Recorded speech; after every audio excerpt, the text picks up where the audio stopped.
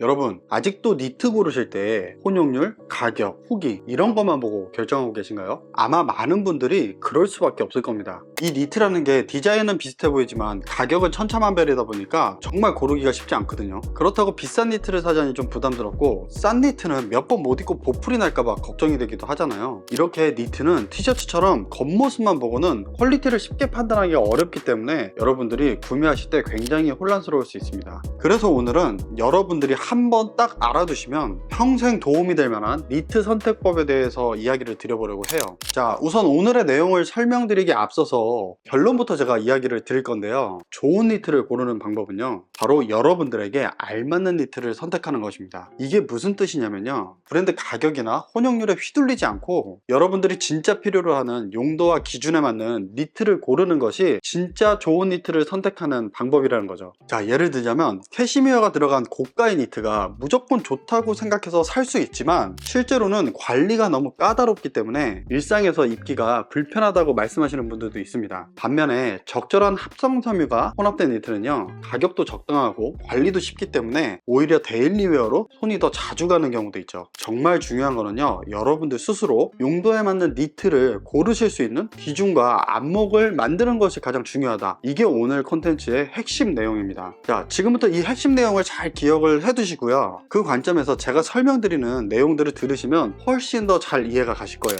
자, 지금부터는 니트의 퀄리티를 결정짓는 세 가지 핵심 요소를 먼저 설명드릴 건데요. 그 핵심 요소는 바로 원사, 편직, 가공입니다. 니트를 고르실 때 반드시 고려해야 될 이 세 가지 사항은요, 서로 밀접하게 연관되어 있고, 이것들을 간략하게라도 여러분들이 이해를 하고 나시면요, 여러분들의 니트를 선별하시는 것이 훨씬 더 수월해지실 거예요. 자, 첫 번째 원사는요, 니트의 촉감, 보온성, 그리고 내구성을 결정짓는 실의 품질입니다. 두 번째 편직은요, 니트의 짜임 방식으로 니트의 두께, 밀도, 디자인을 결정합니다. 마지막 가공은 니트를 완성하는 단계로 봉제와 마감 방식이 퀄리티에 중요한 영향을 미칩니다. 이 세 가지 조합에 따라서 프리미엄 니트가 될 수도 있고요, 일상용으로 활용할 수 있는 가성비 니트가 될 수도 있습니다. 원사에 대한 이야기는 이미 여러분들이 정말 많이 들어보셨을 거예요. 니트 광고에서 자주 보시는 캐시미어 몇 프로, 울 몇 퍼센트 같은 문구는 너무나 익숙하실 거예요. 원사의 종류나 등급에 따라서 촉감, 보온성, 내구성 이런 것들이 굉장히 크게 달라집니다. 니트의 전체적인 퀄리티를 좌우하는 근간이 되는 요소이기도 하죠. 자, 그러면 니트 원사의 종류에 대해서 조금 설명을 드려볼게요.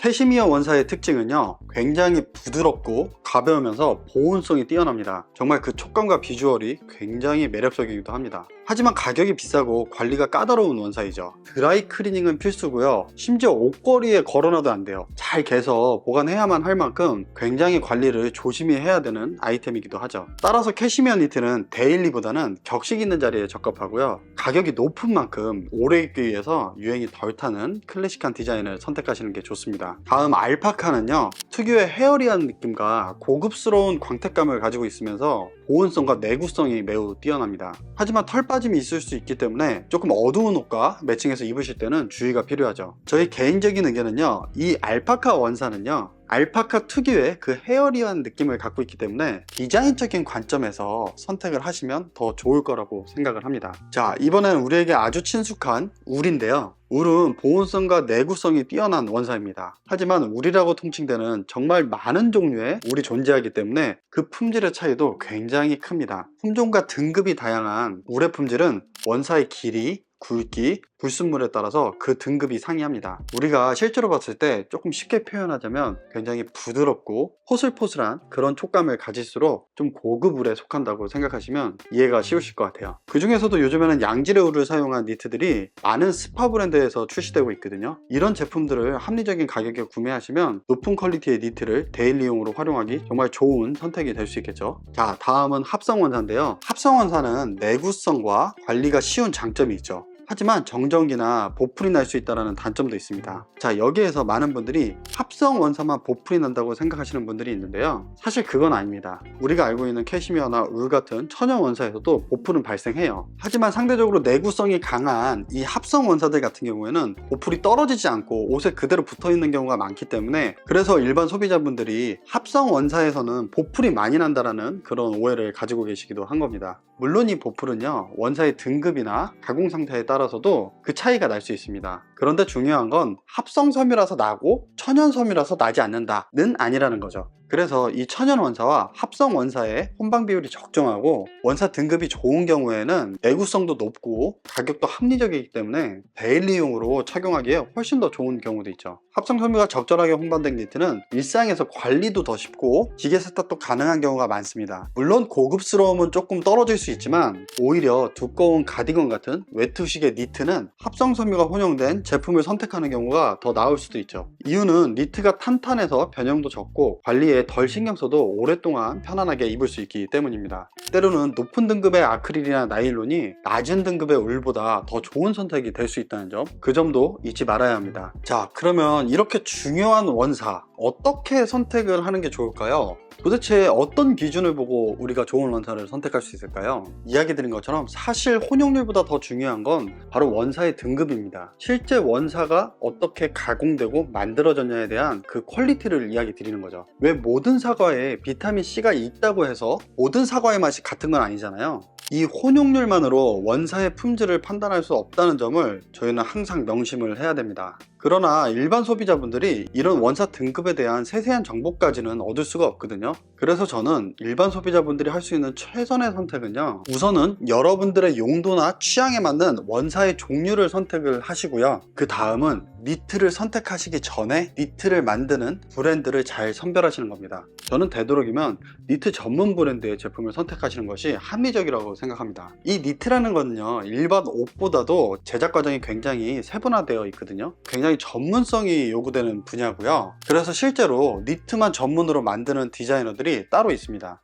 따라서 오랜 경험과 인프라를 가진 니트 전문 브랜드나 최소 4년에서 5년 이상 니트를 지속적으로 발매해온 그런 제품들을 고르시는 것이 혼용률 외에도 좋은 등급의 원사로 만들어진 니트를 고를 수 있는 가장 좋은 방법이라고 생각합니다. 일반적인 브랜드들이 니트를 처음 만들기 시작하면요, 이 원사에 대한 인프라나 지식이 부족하기 때문에 굉장히 양질의 그런 원사를 구하는 것은 정말 쉬운 일이 아닙니다. 그리고 사실 몇 번 구매를 해보시면 니트를 처음 만드시는 브랜드와 니트를 꽤나 오래 만들었던 브랜드의 퀄리티 차이는 여러분들이 받아보시면 충분히 느끼실 수 있을 거라고 생각합니다. 자, 다음은 가공인데요. 가공 역시 니트의 퀄리티를 결정하는 데 있어서 원사만큼이나 굉장히 중요한 요소입니다. 가공에는 여러 가지 단계가 있지만 일반 소비자 관점에서 봉제에 관해 이야기를 드린다면요, 흔히 말하는 사시라고 하죠. 링킹 방식의 봉제는요, 각각의 니트의 조각을 한 컷씩 맞춰서 정교하게 연결하는 방식이에요. 이런 방식은요, 거의 봉제선이 보이지 않고요, 마감이 매우 깔끔해서 착용감도 매우 뛰어납니다. 자, 그리고 헤라시 봉제라고 하는 주로 고급 니트의 소매나 목둘레에 사용되는 이 봉제 방식은요, 도드라진 선을 만들면서 고급스러운 마감을 제공해 줍니다. 자, 마지막 오버록 방식은요, 가성비 니트에서 자주 사용되는 방식인데요, 굉장히 실용적이고 내구성이 뛰어난 봉제 방식이지만 봉제선이 도드라져 보일 수 있다는 그런 단점이 있죠. 자, 여기에서 중요한 점은요, 봉제 방식 역시 니트의 용도에 맞게 선택을 해야 한다는 것입니다. 예를 들어 격식 있는 자리에 입을 고급 니트를 선택하는 거라면 링킹이나 헤라시 봉제가 들어간 니트가 적합하겠죠. 반대로 일상에서 편하게 입는 니트라면 오바록 봉제가 되어도 충분히 좋은 선택지가 될 수 있다고 생각합니다. 기존에는 고가 니트에서는 이런 링킹이나 헤라시 같은 봉제 방식을 많이 사용했고요, 반대로 조금 가성비가 있는 저가의 니트들에서 오바록 방식의 봉제 방식을 많이 사용했었죠. 하지만 여러분, 요즘에는 무조건 다 그런 건 아닙니다. 요즘에는요, 대형 생산국, 중국 같은 곳에서 생산한 그런 니트들은요, 가성비가 좋은 원사를 사용하면서도요, 봉제 방식은 링킹이나 헤라시 같은 고급 봉제 방식을 적용하는 경우도 있어요.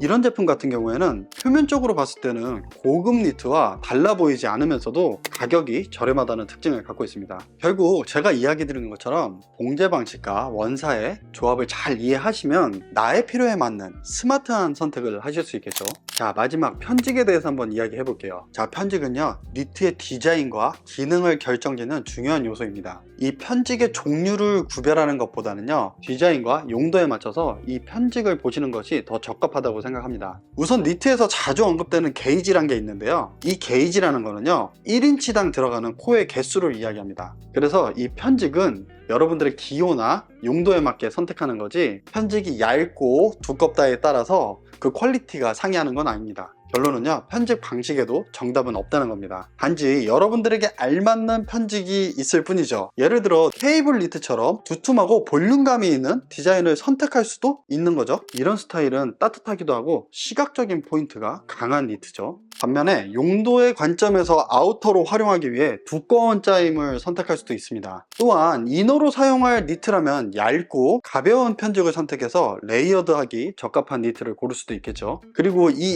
이너로 활용하는 니트들 중에서도 체형 보완이 필요하신 분들은 약간 두께감이 있는 그런 편직의 니트를 선택할 수 있고요. 사실 저 같은 경우에는요, 제 취향과 라이프 스타일을 고려해서요, 얇고 부드러운 니트를 선호합니다. 지금 입고 있는 이 니트 같은 경우에도 슬랙스와 함께 넣어서 입기 좋은 용도로 잘 활용을 하고 있죠. 결국 편집 방식도 용도에 따라 선택하는 것이 매우 중요하다는 뜻입니다. 그 요소들을 세분화해서 여러분들의 용도에 맞춘 후에 취향을 더하신다면 10년 이상 옷장에 두고 입을 수 있는 그런 니트를 고르실 수 있을 거라고 확신합니다. 자, 오늘 설명드린 이 원사, 편집, 가공 이 세 가지 요소를 이해하고 나면요, 여러분들이 이제 니트를 고르실 때 더 이상 헷갈릴 일은 많이 줄어드실 거라고 생각합니다. 이 세 가지를 균형 있게 고려해서 자신의 용도에 맞는 선택을 하는 것이 좋은 니트를 고르는 방법입니다. 결국 좋은 니트란 여러분 기준에 딱 맞는 니트인 거죠. 오늘 설명드린 요소들을 다시 한번 생각해 보시고 나만의 니트를 고르시는데 도움이 되시기를 바랍니다. 오늘도 긴 영상 봐주셔서 감사하고요. 다음번에도 여러분들의 실질적인 패션 라이프에 도움이 되는 좋은 정보들을 찾아서 다시 또 찾아뵙도록 하겠습니다. 감사합니다. 어덜트 스트릿 하우스였습니다.